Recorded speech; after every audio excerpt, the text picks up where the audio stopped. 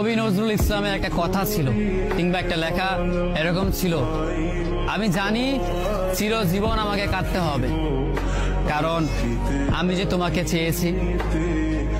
আসলেই আমি যে তাকে চেয়েছি এই জন্য আমাকে সারা জীবন কাটতে হবে, কারণ আমি তাকে কোনোদিন পাবো না, আর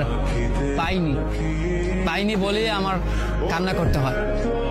তাকে আমি প্রচন্ড ভালোবাসি বলেই আমার কান্নাটা আসে, তাকে আমি আমার করে পাইনি বলেই আমার কষ্টটা হয়।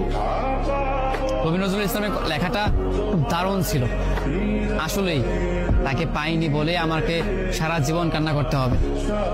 যদি সে আমার এই ভালোবাসাটা বুঝতো, আমার এই অসীম ভালোবাসাটা বুঝে আমাকে একটু বলতো যে আমি অন্যদের মতো কখনোই তোমাকে ছেড়ে যাব না, তাহলে বিশ্বাস করুন পৃথিবীতে হয়তো আমার চাইতে সুখী মানুষ আর কেউ হতে পারতো না।